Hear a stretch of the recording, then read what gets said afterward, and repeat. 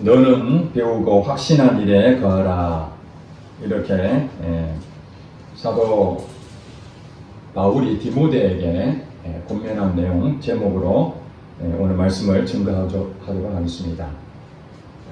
한 주간 동안 말씀 묵상 디모데 후서를 여러분들이 시간 나실 때마다 읽으셨을 것입니다. 저도 이것을 10번 이상 읽으면서 오늘 우리 성도들에게 하나님 디모데 후서를 통해서 주시고자 한 메시지를 제가 이렇게 보니까 전할 것이 너무나 많이 있는데, 특별히 하나님께서 오늘 본문 말씀을 전하라는 마음을 주셔서 증거하게 됩니다. 오늘 본문을 여러 번 읽으셨겠지만은 하나님 말씀 성경에 대해서 이렇게 권면하고 있는데요.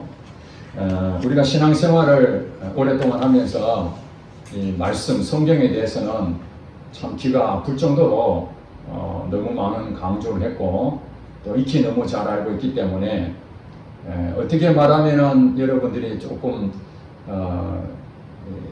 새로운 걸 좀 배우고자 하는 그런 마음에서는 이미 오래 전부터 알고 있었기 때문에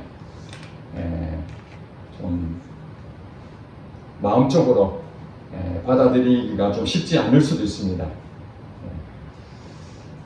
그럼에도 불구하고 하나님 앞에 기도하면서 우리 성도들이 똑같은 얘기를 자꾸 듣는 것이 제게는 많이 부담이 됩니다. 새로운 것을 자꾸 배워야 되는데 그것보다는 늘 아는 것들을 또 얘기하고 또 얘기하는 것들이 여러분들에게 좀 지루할 수도 있고 똑같은 얘기 하는구나, 뻔하구나 뭐 이렇게 생각할 것 같은데, 그럼에도 불구하고 하나님께서 오늘 이 시간에 오늘 본문이 하나님 말씀에 대해서 다시 한 번 더 전하라는 그 마음으로, 순종하는 마음으로 제가 썼습니다. 이미 알고 있다 할지라도 그것이 우리에게 어떻게 하나님이 또 인도하실지 기대하면서 말씀을 함께 나눴으면 좋겠습니다. 오늘 본문에 보면은 여러분 12절부터 17절까지 다 읽었잖아요. 특별히 12절에 보니까 그리스도 예수 안에서 경건하게 살고자 하는 자는 박해를 받으리라, 이렇게 말씀하고 있습니다. 경건하게 살고자 하는 사람 누굽니까? 그 당시에 디모데가 목회하고 있던 에베소 교회라고 할 수도 있지만은 바로 2000년 지난 오늘 저와 여러분들에게 해당되는 말씀이라고 보여집니다. 그리스도 예수 안에서 여러분 경건하게 살고자 하는 마음이 있습니까? 그렇다면 여러분들에게 하나님 주신 말씀이 박해를 받으리라, 이렇게 말씀하십니다. 좀 편안하게 신앙생활하고 좀 쉬운 길로 가고 세상의 모든 걸 다 즐기면서 교회는 다니지만은 그래도 내가 하고 싶은 거 다 하기를 바란다면은 박해를 안 받을 수가 있습니다. 그러나 정말 하나님을 정말 믿는 마음으로 그 뜻을 따라서 순종하기를 바라는 마음이 있다면은 박해는 필수다, 이렇게 보여집니다. 왜냐하면은 여러분 디모데후서 1장부터 4장까지 읽어보신 분들은 사도 바울이 디모데에게 얘기할 때마다 어떤 얘기를 합니까? 끊임없이 좋은 얘기만 한 것이 아니라 자기에게 대적하는 자들이 많이 있었다는 것입니다. 하나님 말씀을 전하고 그들에게 함께 동력했던 사람들마저도 지금은 처음에 가졌던 그 사람들이 다 떠나버렸다, 이렇게 고백도 하고 또 자기에게 끊임없이 대적하는 여러 사람들의 얘기를 합니다. 얼마나 힘든 시간을 보냈겠습니까? 사도 바울이야말로 그리스도 예수 안에서 경건하게 살고자 하는 대표적인 모델 아닙니까? 정말 하나님 말씀대로 살기를 원하고 복음을 전하려고 했던 그 사람에게 하나님이 보호해주고 대적자가 없고 욕도 안 얻어먹고 편안히 인생을 살 수 있도록 하실 수 있는데도 불구하고 왜 하나님은 끊임없이 대적자에게 공격을 받고 또 사도에 대해서도 부정당하고 예수님을 핍박했던 예전의 그 모습을 들춰내서 허물을 자꾸 얘기하고 말도 잘 못한다고 그렇게 구박하고 사도를 인정하지 못하는 이런 것 때문에 또 자기가 또 질병이 있었지 않습니까? 그 질병 때문에 사람들이 그걸 가지고 비난하기도 하고, 여러분 그 사람들이 교회 안 다닌 사람들 얘기하는 것이 아닙니다. 교회 안에 있는 사람들이 사도 바울에게 끊임없이 비난하고 불평하고 대적하고 박해를 가한다는 것입니다. 그렇습니다. 하나님을 믿는 사람은 더 하나님을 더 가까이 가려고 하는 사람일수록 그런 이들이 없어지기를 바라지만은 하나님이 더 많은 박해를 주신다는 사실입니다. 그러니까 디모데가 목회자잖아요. 사도 바울이 디모데에게 박해를 받을 것이다. 너도 받고 너희 성도들도 경건하게 살고자 하는 성도들이라면 박해를 받을 것이라고 그렇게 가르쳐라고 그렇게 말하는 것입니다.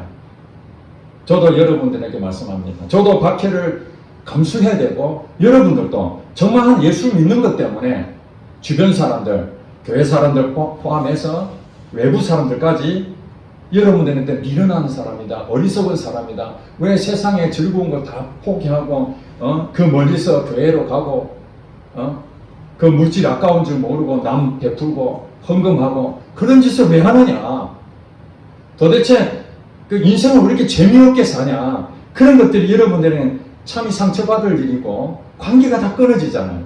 회사에서도 술 한잔 먹어주면은 친구가 되는데 내가 술을 먹음으로써 그걸로 인해 가지고 하나님의 이름을 더럽힐까봐 그런 것들이 결국엔 다 내게 박해로 돌아오는 거거든요. 그렇습니다. 신앙생활은 그렇게 만만한 건 아닙니다. 그렇지만 여러분 그거 아시기 바랍니다.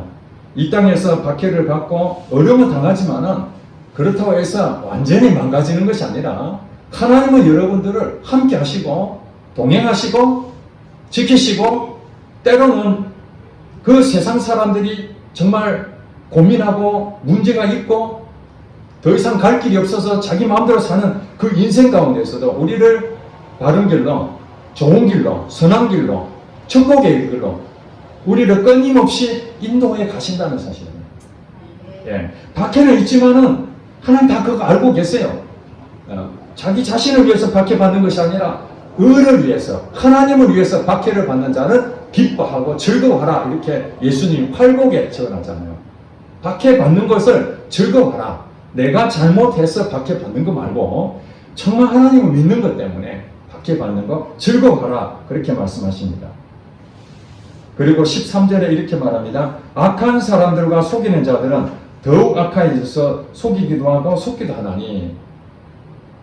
사도 바울은 만나는 사람마다 그의 복음을 아멘으로 받아들인 사람이 있었지만 끊임없이 비난하고 잘못됐다라고 그렇게 계속해서 박해를 했습니다. 그 사람들을 통틀어서 우리가 말하는 이단들, 하나님의 말씀을 잘못 전하는 거짓 선지자들, 가짜 복음, 성경에 그렇게 말하고 있습니다. 거짓된 복음, 거짓 선지자들의 가르침, 거짓 교사, 이 얘기들이 전부 다 오늘 13절에 나온 얘기입니다. 악한 사람들, 그 사람들 악한 사람들입니다. 왜냐하면 바른 길로 가는 것을 가르쳐야 되는데 잘못된 길을 가르치는 것, 이게 악하거든요. 그렇지 않습니까? 자, 오늘날 종교들이 많이 있습니다. 특별히 뭐 불교를 욕하는 건 아닌데 불교의 가르침 참 수행하고 바르게 살자 그러지만은 하나님 말씀이 아닌 인간의 방법으로 마음을 수양해서 윤회를 믿지 않습니까? 죽고 나면 다시 또 태어나고 죽고 나면 다시 태어나고 이런 것들을 통해서 그들의 가르침이 선하게 보이지만은 이 가짜 복음이라는 거예요. 이게 가짜. 그 사람들이 직접 사람을 죽이고 그런 건 아니랄지라도 잘못된 가르침을 하면은 악한 사람이 된다는 거예요. 그리고 속이는 겁니다. 그것을 확신하면 확신할수록 더 악해지고 또 속입니다. 오늘날도, 당시에도 마찬가지고 오늘날도 교회 안에서 또 교회에 있는 그 이 성경, 교회는 성경을 가르치잖아요. 이 성경을 근거로 해가지고 그들이 가르치는 자들이 많잖아요. 잘못된 가르침 하는 자들을 우리 교단에서는 그들을 이단이라고 이렇게 정죄를 합니다. 물론 우리가 볼 때 100% 이단이라고 말하기 애매한 그런 분도 계시지만은 모든 사람이 이 사람 다 이단이야 할 정도로 딱 명확한 그런 사람들이 바로 악한 사람들이고 속이는 자들입니다. 그들이 가지고 있는 신앙을 보면은 이 성경을 기준으로 하고 있거든요. 자기 말하는 게 아니라 우리가 가지고 있는 성경 66권을 가지고 그들은 이 교리적으로 체계를 잡아놨습니다. 이거 이제 교리신앙을 하고 그래요. 교리신앙. 이 교리를 가지고 그것을 계속해서 반복해서 지식을 습득하게 됩니다. 어느 기간이 지나면 이제 그것을 암송할 만큼 계속 듣다 보니까 이걸 이제 우리가 말하는 세뇌당했다는 거죠. 성경을 가지고 자기 얘기를 끼워서 같이 섞여서 이렇게 만들어 놓으면 어느 게 진짜인지 어느 게 가짜인지 그 구분이 안 됩니다. 이 교리신앙에 가지고 있는 대부분의 이 이단들이 교리신앙이거든요. 그러나 우리 기독교는 관계입니다. 관계. 하나님하고의 관계. 성부, 성자, 성령 하나님하고의 관계를 통해서 이루어져 있기 때문에 이 교리적인 그 체계를 잡을 뿐만 아니라 이것이 잘못된 건 아닙니다. 교리적인 부분들을 체계를 잡을 뿐만 아니라 체험신앙이 되어야 됩니다. 하나님하고 관계가 돌아가신 분이 아니고 살아계시기 때문에 실질적으로 오늘 생명으로 친밀한 교제가 이루어지는 이 관계가 있어야 되는데 이단들은 그렇지 않다는 거예요. 하나님하고 친밀한 관계가 없습니다. 그러니까 오늘 그런 일들이 많이 일어나니까 우리가 혼동에 빠지는 거예요. 오늘 교회 안에서도 교리신앙에 대해서는 한국교회가 굉장히 많이 강조해서 어떻게 말하면 전 세계적으로 아주 튼튼하게 기초를 잘 다져놓고 있는지는 모르겠습니다. 그러나 이 교리신앙만 가지고는 우리가 신앙생활 하는데 즉 말해서 예수 안에서 경건하게 살고자 하는 데서 박해를 받게 될 때에 이 교리신앙만 가지고는요 이길 힘이 없는 거예요.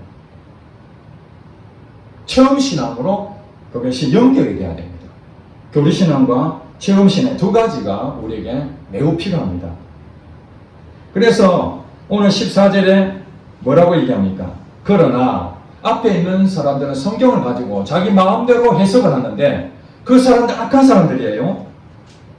그러나 이 반전이죠. 너는 이 디모데에게 하는 얘기야. 너는 배우고 확신한 일에 거하라. 너는 배우고 확신한 일에 거하라. 악한 사람들이 전하는 것처럼 거짓 복음을 전하지 말고 제대로 배워서 확신한 것을 가지고 전하라는 거예요. 배우고 확신한 일, 이것이 뭐냐면은 일반적으로 지식에 대한 이 교리적인 부분만을 얘기하는 것이 아니라 체험신앙까지 포함된 것입니다. 그게 확신하는 거죠. 그러면서 이제 사도 바울이 배우고 확신하는 근거가 무엇인가? 그것이 바로 그 다음에 나오죠. 너는 내가 누구에서 배운 것을 알며 15절에 또 어려서부터 성경을 알아나니 성경은 능히 너로 하여금 그리스도 예수 안에 있는 믿음으로 말미암아 구원에 이르는 지혜가 있게 하느니라. 이렇게 말씀했습니다. 그리고 16절에 다 같이 한번 읽어보세요. 시작. 모든 성경은 하나님의 감동으로 된 것으로 교훈과 생망과 바르게 함과 의로 교육하기에 유익하니 17절 이는 하나님의 사람으로 온전하게 하며 모든 선한 일을 행한 능력을 갖추게 하려 합니다. 아멘. 자, 성경을 배워야 된다는 거예요. 성경 알아야 된다는 거예요. 성경을 알고 확신한 일에 우리가 거해야 되는데 그것이 뭐냐면 모든 성경은 하나님의 감동으로 된 것이다. 사람이 쓴 것이 아니라 성령의 감동으로 쓴 것이기 때문에 이것이 하나님 말씀이라는 거예요.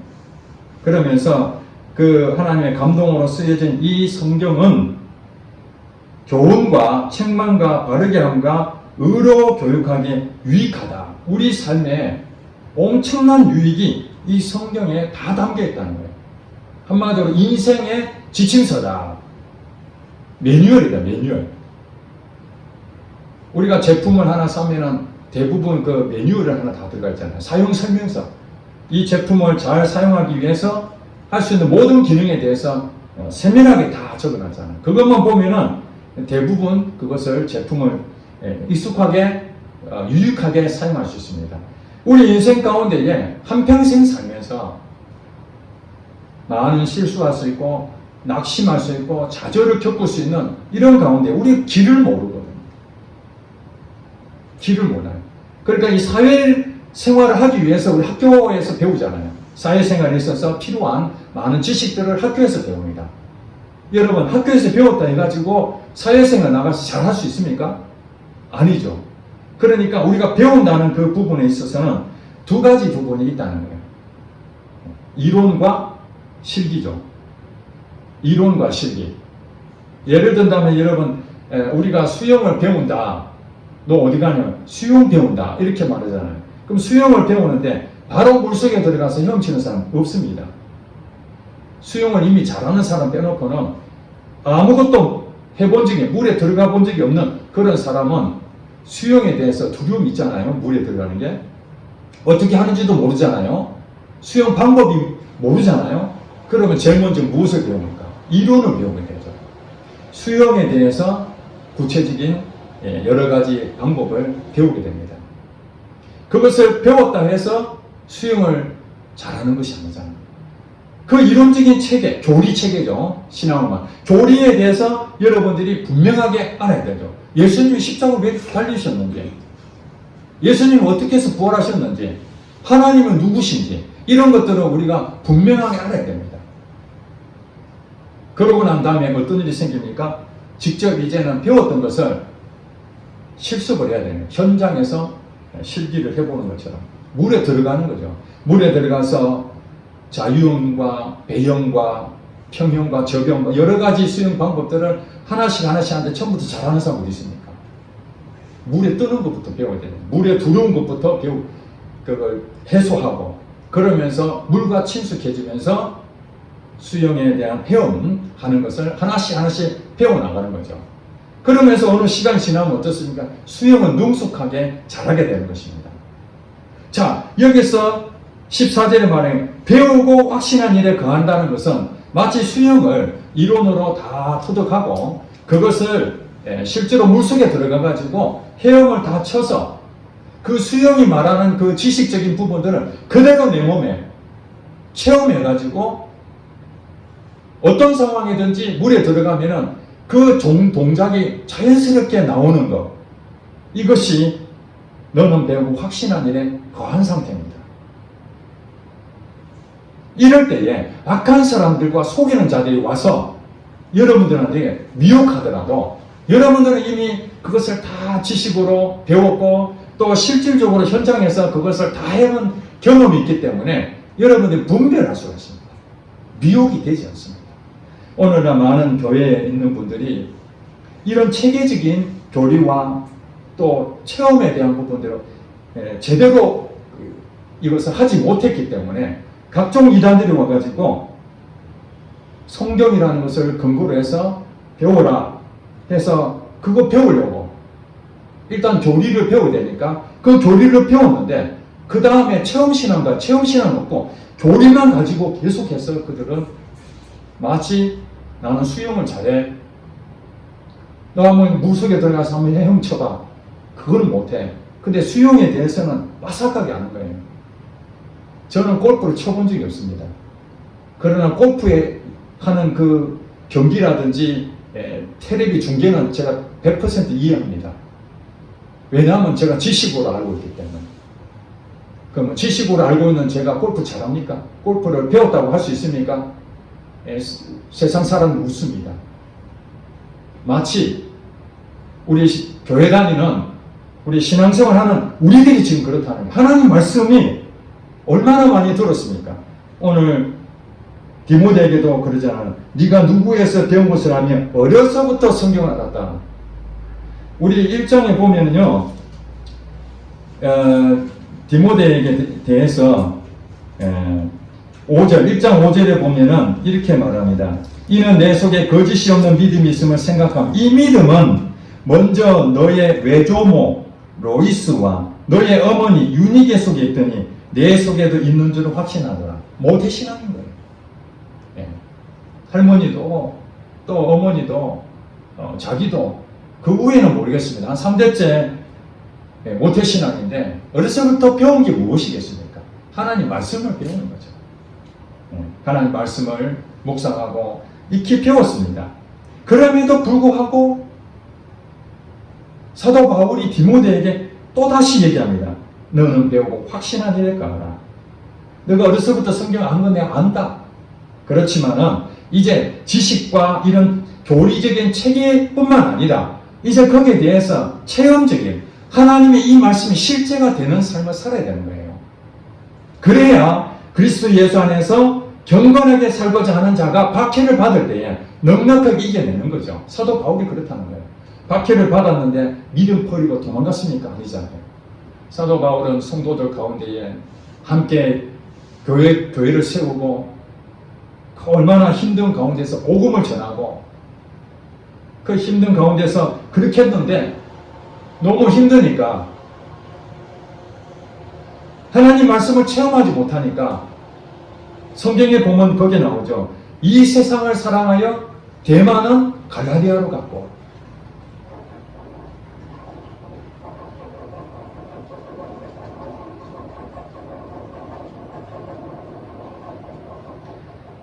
대만은 갈라디아가 데살로니가를 갖고 있대. 그리스계는 갈라디아로. 하여튼 자기 주변에 있던 사람들 가운데에 복음을 전하기 위해서 떠난 사람들도 있지만 명확하게 적어놓은 게 이 세상을 사랑하여 나를 버리고 대만은 데살로니가로 갔다. 4장 10절에 그렇게 기록을 할 정도면 사도 바울이 얼마나 가슴이 아프겠습니까?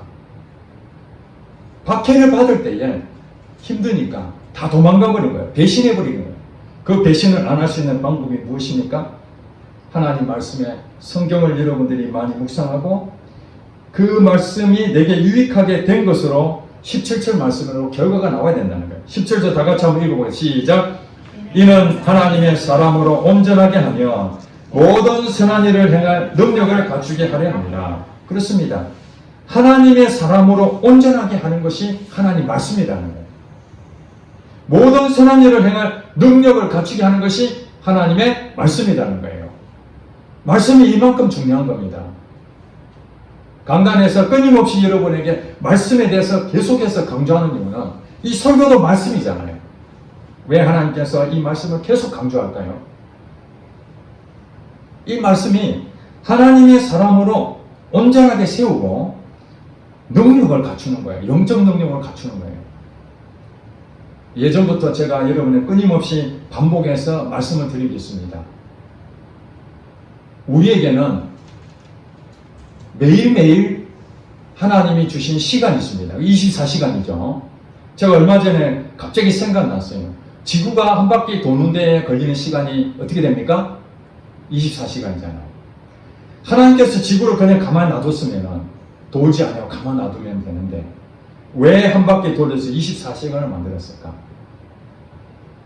하루라는 걸 주시는 거죠. 한 바퀴 도는데 하루를 우리가 정해놨으니까. 그러면 여러분 모든 사람이 공평하죠. 하루라는 것은. 노숙자든 아니면 재벌회장이든 어떤 사람이든지 간에 배웠든 못 배웠든 하루 24시간 우리에게 주어진 겁니다. 그 24시간에 우리가 살면서 매일매일 반복되는 것이 있습니다. 여러분 해가 뜬다, 해가 진다. 우리가 지구편에 봤을 때 그러죠. 지구 한 바퀴 돌고 있으니까 늘 일어나는 일입니다. 그 다음에 하루가 시작이 되면은 그 다음 어떻게 됩니까? 양식을 공급받아야 됩니다. 에너지를 공급을 받아야 됩니다. 그래서 우리는 어떤 사람은 두 끼 먹는 사람도 있지만은 일반적으로 세 끼를 먹지 않습니다. 아침, 점심, 저녁이라고 기본적으로 그렇게 합니다. 매일 반복되는 일입니다. 매일 반복되는 거예요. 잠자는 것도 매일 반복돼 자야 됩니다. 하루가 지나버리면은 어제 아무리 잔치집에 가가지고 뷔페에 정말 빵빵하게 그렇게 배부를 먹어도 일주일 동안 버티지 못합니다. 하루가 지나면은 다시 배가 고파서 밥을 먹어야 됩니다.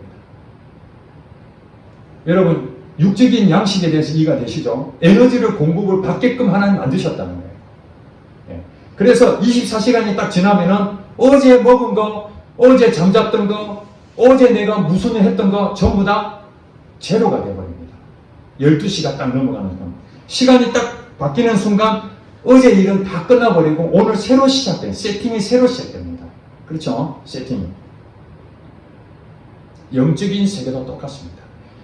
우리가 하나님의 살아가는 이 땅에 살면서 한평생 사는데 생명이 두 생명이 있다고 그러죠. 영의 생명이 있고 육의 생명이 있어요.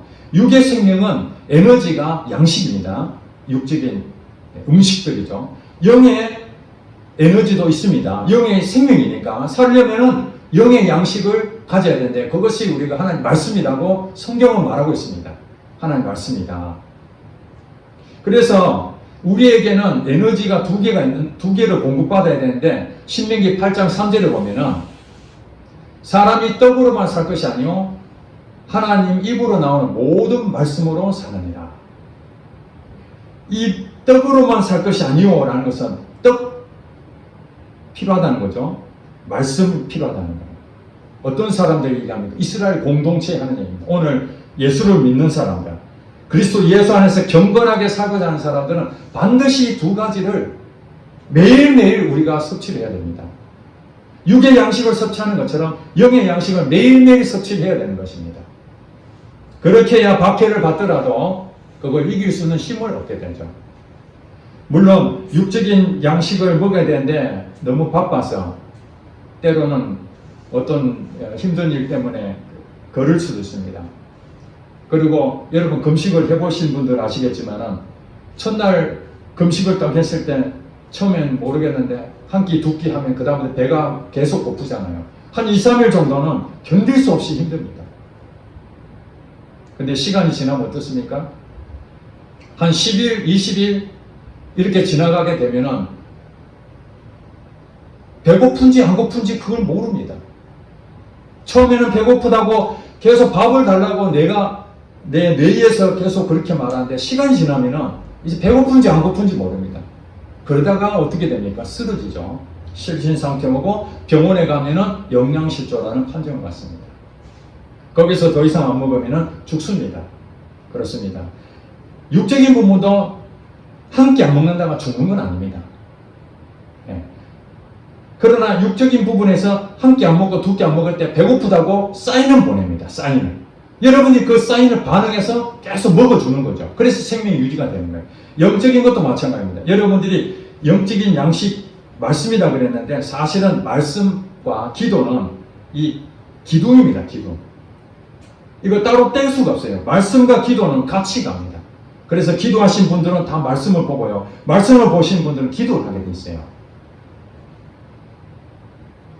우리 신앙생활의 영의 양식인 말씀과 기도는 매일 해야 되는 거예요. 어제 내가 기도를 3시간 하고 말씀을 한도고 다 했다 해서 오늘은 쉰다. 그게 아니라는 거예요. 어제는 어제로 끝나버린 거예요. 많은 사람들은 어제까지 했던 것을 가지고 오늘 계속 이어져서 내일까지 비축하듯이 그렇게 사는데 하나님은 그렇게 말씀하지 않습니다. 이스라엘 백성들 여러분들 하늘에서 만나를 주시는데 매일 만나를 주시잖아요. 여러분 얼마나 귀찮은 일입니까? 한 달 동안 푹 쌓아놓고 먹으면 얼마나 좋겠어요. 근데 하나님께서 매일매일 만나를 주십니다. 만나를 가지고 광야로 나가는 거죠. 예수님께서 기도를 가르쳐 주실 때 주기도문 여러분 늘 하잖아요. 일용할 양식을 주시옵고 이 기도하는 거죠. 일용할 양식을. 이게 육적인 양식도 되지만 영적인 양식. 매일매일 반복되는 일용할 양식이 채워져야 오늘 승리하는 거예요. 어제 승리했다고 오늘 또 승리하는 보장이 없습니다. 그래서 사도 바울은 말씀하기를 너희는 날마다 성령 충만함을 받으라. 성령 충만함이라는 것은 영의 양식은 날마다 공급을 받아서 오늘 이 본문에 얘기한 것처럼 능력, 영적 능력을 갖추라. 그렇지 않는다면 시간이 지나서 그것을 하지 못했을 때의 결과는 뭐냐? 영양실조를 벌이게 되는 거예요. 자, 여러분들이 힘이 있었을 때 상대방하고 이렇게 싸우게 되면 내가 힘이 있을 때는 얼마든지 이길 수 있잖아요. 예, 능이 서 있으니까. 그런데 영양실조가 돼가지고 거의 파리해진 상태에서 평상시 같으면 초등학생 얼마든지 제압할 수 있는데 나보다 육적으로 더 떨어진 그 사람에게 늘 이겼는데 내가 먹지 못하고 힘이 없을 때는 나보다 연약한 자가 내한테 공격해와도 내가 감당을 못하는 겁니다. 이 사단은 그렇습니다. 당장에 죽지 않습니다. 생명이라는 게. 육적인 것도 그렇고 영적인 것도. 그러나 사단은 조금씩 그것을 무디게 만들고 무감각하게 만들고 게을러지게 만들어서 그 다음에 내가 지금 먹었는지 안 먹었는지, 여러분 밥을 늘 먹는 사람은 딱 때를 따서 배고프면은 딱 정해지는데 시간이 지나가지고 하루 이틀 동안 밥을 안 먹고 그냥 무감각해지면 어떻습니까? 밥을 먹었는지 안 먹었는지 그런 상태가 돼 있잖아요. 그러니까 간절함이 없어지는 거예요. 우리가 진단해야 됩니다. 내가 영적으로 민감하고 예민해지고 그런 모습으로 간다면 여러분은 매일매일 육의 양식도 잘 시간 맞춰서 먹는 것이고 영적인 양식도 매일매일 먹고 있기 때문에 여러분들은 육적인 것도 힘을 얻고 있고 영적인 것도 힘을 얻고 충만한 상태이기 때문에 아무나 못 건드립니다. 그런 사람들은 경건한 자로서 박해를 받더라도 배신하고 도망가지 않는다는 것입니다.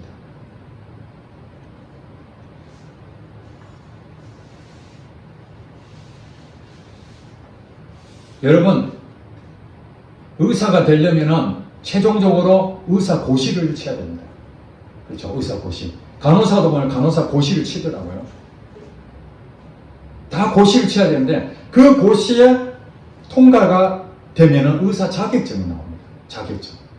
이 사람은 소정의 모든 것을 다 배웠으므로 자격증 줘서 이제 의사가 됐다는 얘기는 병원을 개업할 수 있는 자격을 얻게 된 것이죠. 그랬는데 의사가 진료를 해야 되잖아요. 약국 가서 처방을 하지만 진료를 하면서 그 다음에 때로는 정형외과라든지 뭐 흉부외과나 이런 데는 수술하지 않습니까? 때로는 이 상황을 보고 수술해야 될 것 같으면 수술을 직접 집도를 하게 되죠. 예. 과거에 자기가 학교 다닐 때에 임상실험을 수없이 했던 그것을 이제 실전에서 해나가는 것입니다. 그렇게 했을 때 수술도 잘하고 진로를 잘 보게 되면 그 사람에게 붙여지는 칭호가 있잖아요. 명의다. 그러죠. 명의다. 자, 의사로서 그 사람은 자격을 갖출 뿐만 아니라 자격증을 받았으니까 의사입니다. 그러나 그것을 실질적으로 체험을 해서 그 사람을 살려내고 진단하고 잘 처방하는 그 사람이 명의다 하는 칭호를 받게 되는 것이죠. 하나님 보실 때에 여러분들은 하나님 믿음으로서 성도가 됐습니다. 하나님께 여러분들에게 자격을 주었습니다. 나의 사랑하는 자녀다. 이렇게. 예수 그리스도 안에서 너희들은 경건하게 살 것이다. 이게 여러분들에게 주어진 앞으로 할 일입니다. 경건하게 살아가는 것이 여러분들이 가지고 있는 그 자격을 가지고 한평생 그렇게 살아야 됩니다. 성도로서 주었기 때문에. 아무나 의사 되는 게 아니잖아요. 아무나 성도 되는 것이 아닙니다. 하나님이 부른 사람들에게 여러분 자격을 준 겁니다. 나의 자녀다. 그러면은 우리 성도는 어떻게 됩니까? 하나님 말씀을 묵상하고 기도하고 매일매일 이것을 가지고 습관이 되도록 이제는 밥을 내가 먹어야 될까 고민 안 해도 시간만 되면 배가 쪼록쪼록해서 신호를 보내서 일하다가도 배가 고프니까 잠깐 멈추고 가서 양식을 먹는 것처럼 여러분 아무리 이 세상에 바쁘더라도 매일매일 여러분들이 말씀과 기도를 늘 여러분 습관처럼 반복해서 만들어 놨다면 여러분 그날 말씀과 기도 안 하면 어떤 현상이 일어날까요? 육적인 배에서 꼬르륵 하는 것처럼 여러분 마음에서, 여러분 영에다가 성령님이 꼬르륵 신호를 보냅니다. 오늘 하나님 말씀과 기도를 해야 되지, 이 신호를 보낸다고. 그럼 여러분들이 그렇구나 하고 그 다음 뭐 해야 됩니까? 하던 일을 멈추고 말씀과 기도해 여러분 하고 주무셔야 되는 거예요. 그것을 내일로 미루게 되면은 내일 또 할 것 같지만 또 못하게 되잖아요. 그러면 성령님이 계속해서 꼬르륵 이렇게 신호를 보냈는데 어느 날은 여러분 꼬르륵 소리가 안 들려요. 그때 여러분 무디워지기 시작하는 겁니다.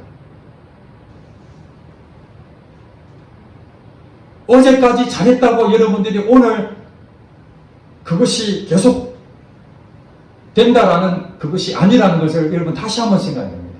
그래서 매일 세수하고 매일 거듭하듯이 하나님 말씀에 대해서, 기도에 대해서 끊임없이 매일 반복해 가서 내가 바르게 지금 가고 있는지를 확인하고, 그 다음에 여러분 어떻습니까? 이것이 실제적인 여러분 현장에서, 일터에서, 가정에서, 교회에서 그런 일들이 임상실험하듯이 나타나는 겁니다.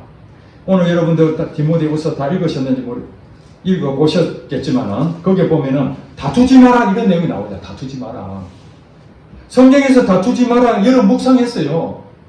말씀을 들었어요. 기도합니다. 기도하면은 어떤 부분에서 다투지 말고 온유한 마음을 가져라. 그래서 기도했는데 이제 이런 것이 여러분들 체계가 다 잡혀 있잖아요. 어디서 승부가 납니까? 이제 물속에 뛰어드는, 수영할 때 물속에 뛰어드는 것이 거기 승부가 나는 거예요. 여러분 일터에서 나를 무시하고 상사하고 관계가 마찰이 일어나고 동료들하고의 이런 알력이 생기고 좋지 않은 소문을 내고 이런 것 때문에 다투기도 하고 부부가 또 다투기도 하고 교회에서 싸우기도 하고 성경에 정직하라고 그렇게 말했잖아요. 정직하라. 그럼 우리 경건하게 살고자 하는 사람들은 정직에 대한 부분을 늘 묵상하고 있잖아요. 성경에 말씀했으니까. 하나님 말씀이니까. 그러면은 그 정직은 어디서 나타납니까? 교회에서 정직하지 못하는 부정직한 그런 일이 있을 때 여러분 그때 정직이라는 것이 필요한 거죠. 여러분 일터에서 부정직할 수밖에 없는 그 상황에서 여러분들이 그때 비로소 이 말씀이 정직이 그때 필요한 거예요. 그것이 실제가 되지 않으면은 우리가 일상에 살면서 교회 와서 찬양하고 예배드리고 하나님 찬양합니다 하면서 일터에 가가지고 사람을 사기를 치고 돈을 남을 등쳐가지고 사기를 쳐서 돈을 벌고 교회다 헌금하고 목사님 기도해 주세요. 나 축복해 주세요. 부정직한 짓을 하면서 축복을 바라고 살면은 하나님 말씀을 듣고 행하지 않는 자가 되는 거잖아요. 예수님도 말씀하셨잖아요. 너희가 듣기만 하는 자가 되지 말고 행하는 자가 되라. 그래서 주의 말씀을 듣고 행하는 자는 반석 위에 세운 집이고 하나님 말씀을 듣고 행하지 않는 자는 모래 위에 쌓은 집과 같다. 이렇게 성경을 말하잖아요. 그러니까 우리가 듣는다는 것은 하나님 말씀을 내게 묵상하고 기도하고 말씀을 통해서 우리가 그것을 끊임없이 체계를 잡고 배웠다면은 그 다음에 어떻게 해야 된다는 거예요. 그것이 체험으로 실제가 되어야 된다. 여러분 그것이 지금 되어 있습니까? 그걸 지금 사도 바울은 끊임없이 디모데에게 에베소 교회에다가 가르쳐라는 거예요.